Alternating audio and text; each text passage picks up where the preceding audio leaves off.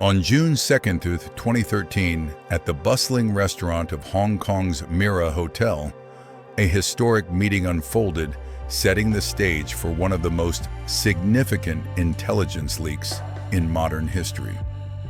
The central figure was Edward Snowden, a cybersecurity agent for the US government who sat alone nervously fiddling with a Rubik's Cube.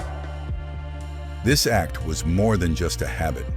It was a prearranged signal for him to recognize the people he was waiting for.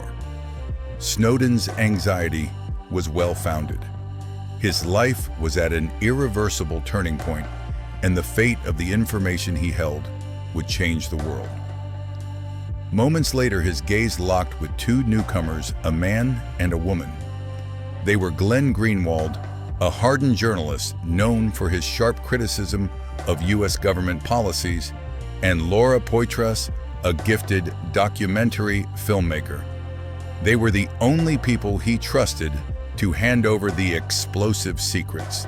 Recognizing them, Snowden pocketed the cube, stood up, and led them out of the restaurant and through the hotel lobby toward the elevators. A profound silence enveloped the three, broken only by their steady footsteps and the palpable tension. They quickly entered Snowden's hotel room. As the door closed, a new chapter was about to begin.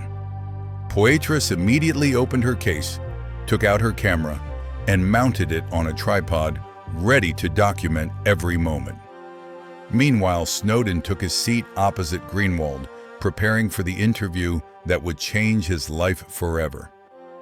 The small room felt heavy with the gravity of their impending conversation.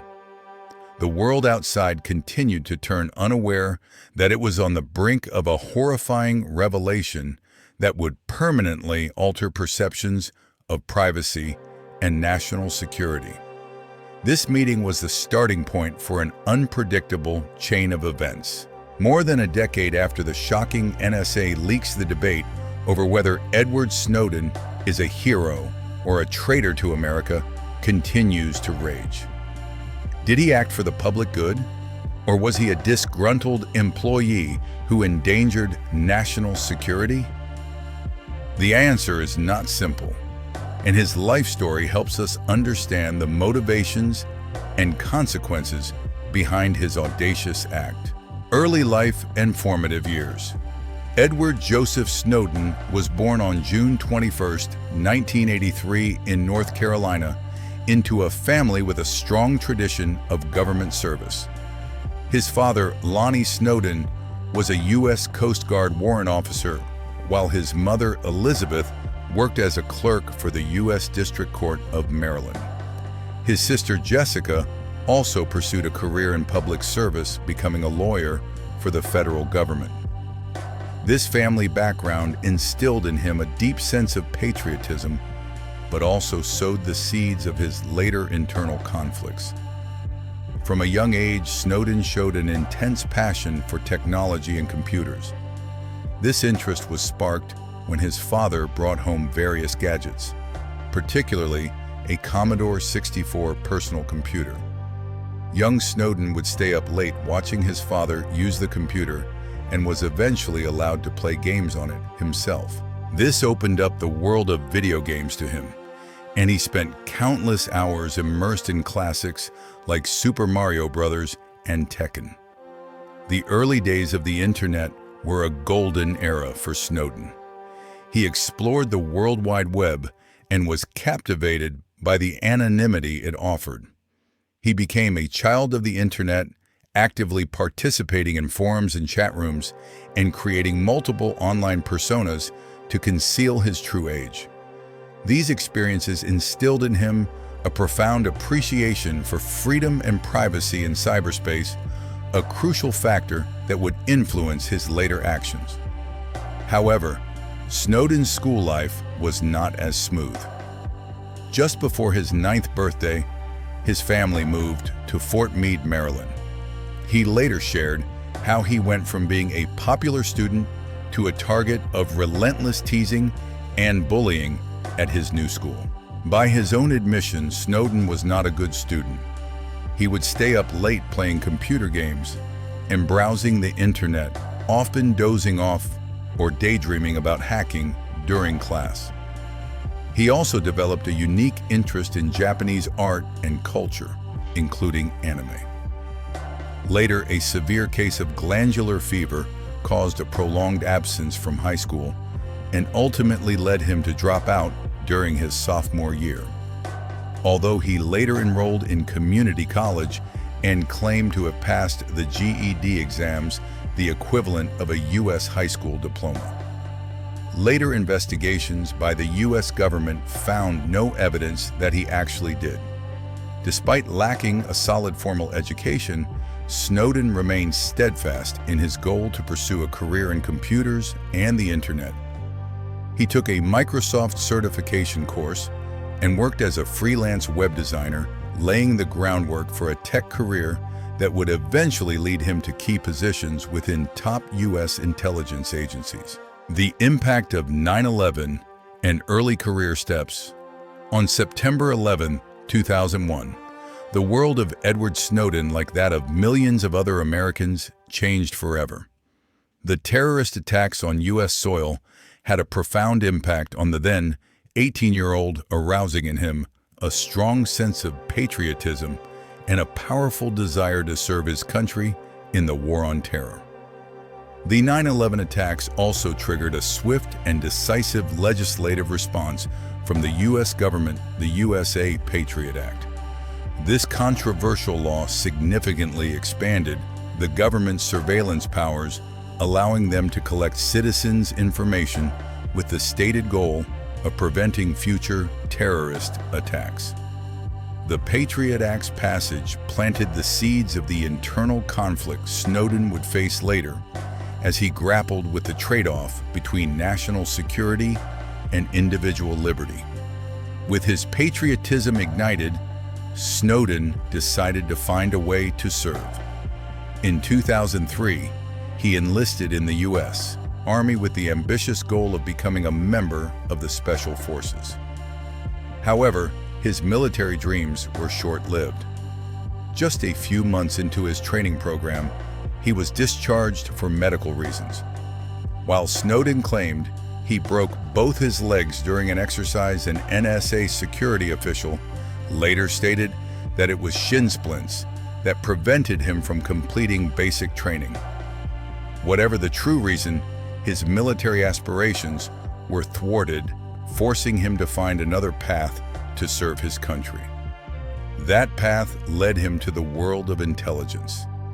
In 2005, Snowden took his first job at the Central Intelligence Agency CIA as a security guard at the Center for the Advanced Study of Language at the University of Maryland. With his superior technical skills and aptitude, he quickly proved his worth. After passing a polygraph test and a rigorous background check, he was granted top-secret security clearance just 4 months later. A year later, Snowden transitioned from an external contractor to a full-fledged CIA employee working at the headquarters in Langley, Virginia. His position was as a Telecommunications Information Systems Officer, TSO, a job that required him to handle classified information and often work under diplomatic cover in foreign countries. In 2007, Snowden was sent to Geneva, Switzerland for his first assignment. It was there that he witnessed a shocking incident that began to shake his faith in the government he was serving. Snowden recounted that the CIA attempted to entrap a Swiss banker. They got him drunk and encouraged him to drive home. When the banker was arrested for drunk driving, a CIA officer offered to get him out of trouble on the condition that he become an informant. This event deeply disillusioned Snowden, who began to question the government's methods and felt he was part of something that was causing more harm than good. This was the beginning of his journey toward disillusionment and his eventual decision to become a whistleblower. Growing disillusionment and shocking discoveries. After leaving the CIA in 2009, Edward Snowden felt he no longer fit in with the organization. Although he still wanted to serve his country, he had lost trust in the methods used by intelligence agencies. He sought a new path to contribute and began working for Dell, one of the top private companies contracted to U.S. intelligence agencies. This new role brought Snowden to Yokota Air Base in Japan, where he was tasked with defending U.S. networks from Chinese hackers. To do his job effectively, he conducted extensive research into the Chinese government's mass surveillance programs. But thanks to his top-secret security clearance, he also had the opportunity to look behind the curtain of the NSA's own espionage systems. What he discovered was a massive shock that shattered his belief system. He began to question whether the government he was serving was any better than the bad actors he was tasked with defending his country against. The two main surveillance programs Snowden accessed during this time were PRISM and XKeyscore. PRISM was an NSA program that collected foreign intelligence through the servers of major tech companies like Google, Apple, YouTube, and Facebook. The program allowed U.S. intelligence services to gain direct access to these companies' servers to search for patterns of potential criminal activity. Frighteningly, PRISM had a massive, almost limitless reach, enabling the collection of metadata without a court order. XKeyscore was even more alarming. It was the NSA's most wide-reaching intelligence collection computer system used to search and analyze global internet communications. It allowed NSA operatives to observe anyone's communications in real time, anywhere in the world. This system relied on the cooperation of multiple other Western countries that shared data with each other. While some viewed these tools as necessary to protect national security, Snowden saw that their lack of oversight and vast scope could lead to abuses of power and infringements on civil liberties.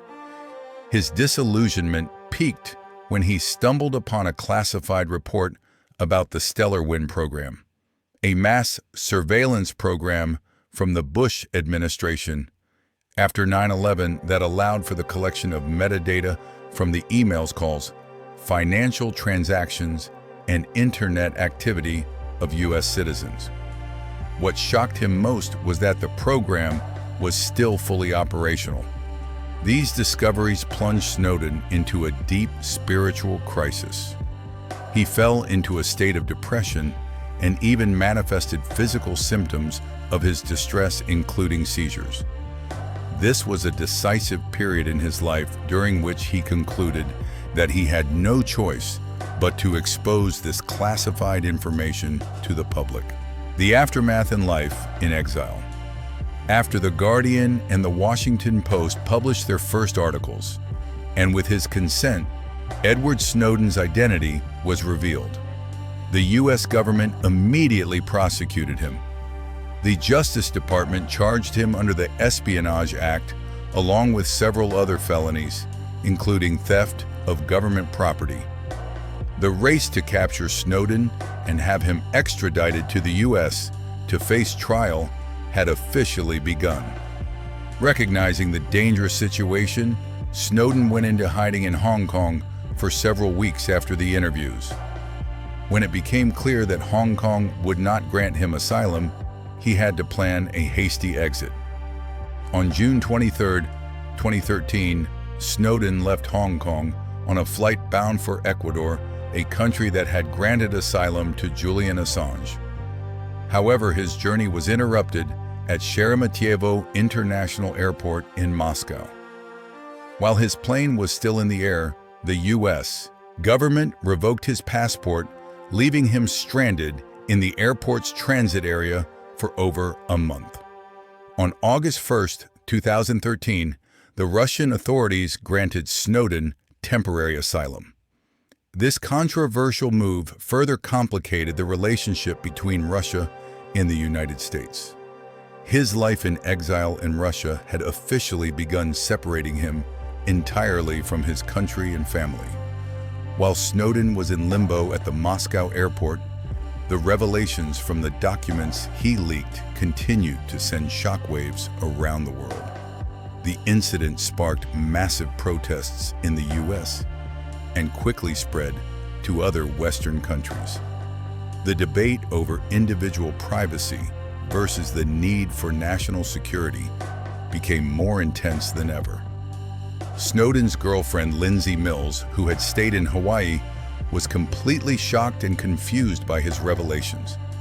She had known nothing of his plans and how he had changed their lives forever. Eventually, after coming to terms with what he had done, she left the US to join him in Moscow around October 2014. The Snowden story also made it to the big screen. On October 10th, 2014, Laura Poitras released her documentary about him titled Citizenfour. The film not only narrated the leaks, but also offered a more personal glimpse into the man behind the shocking events.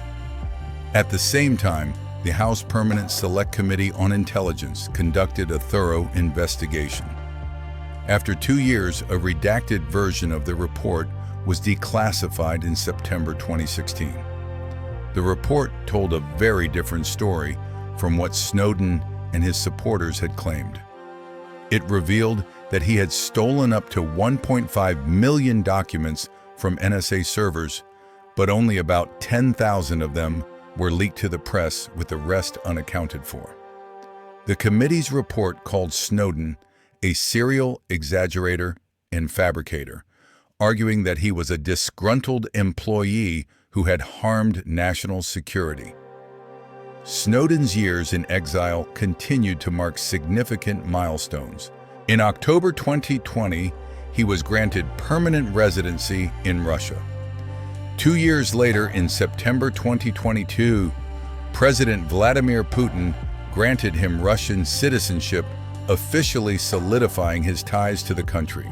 Legacy and ongoing debate. Edward Snowden's actions created a shockwave that not only resonated in political circles, but also permeated the public consciousness globally, reshaping the conversation about digital privacy and government surveillance. His legacy is a complex story, split into two opposing viewpoints. One side praises him as a hero who exposed government overreach, while the other condemns him as a traitor who endangered national security. 1. The impact on privacy and cybersecurity. It's undeniable that Snowden contributed significantly to raising public awareness of data privacy and mass surveillance. His leaks expose the truth about how intelligence agencies collect and use the personal information of millions, triggering a strong movement demanding greater transparency and protection. The direct consequences can be seen in legal and technological changes. For example, the European Union passed the General Data Protection Regulation (GDPR) in 2016, one of the most stringent privacy laws in the world. At the same time, the public and tech companies began to widely adopt encryption tools like the HTTPS protocol and VPNs, virtual private networks, to protect their data. While it's difficult to pinpoint the exact extent of Snowden's influence on these changes, he clearly played a pivotal role in making digital privacy a hot political and social issue. 2. The hero or traitor debate for his supporters. Snowden is a courageous whistleblower who sacrificed his personal life to expose a secret and unconstitutional surveillance conspiracy. They argue that his actions were necessary to hold the government accountable, protect civil liberties, and maintain a democratic society. From this perspective, Snowden acted on his conscience and ethics when he realized that internal channels were insufficient to address the serious issues he had discovered. Conversely, critics view him as a traitor who caused serious damage to national security. They point out that his theft of millions of documents, including those unrelated to citizen surveillance, weakened U.S. intelligence capabilities and compromised the information of government employees and contractors, putting them at risk. The 2016 report by the U.S. House Intelligence Committee supported this view, describing Snowden as a disgruntled employee who harmed national interests and failed to follow legal whistleblower procedures. One of the main arguments against him is that he fled the country instead of staying to face the legal consequences, something many other whistleblowers have done. 3. Current life and unresolved ending. Today, Edward Snowden continues to live in exile in Russia with his wife, Lindsay Mills, and their child. He published his memoir, Permanent Record, in 2019, detailing his life and the motivations behind his actions.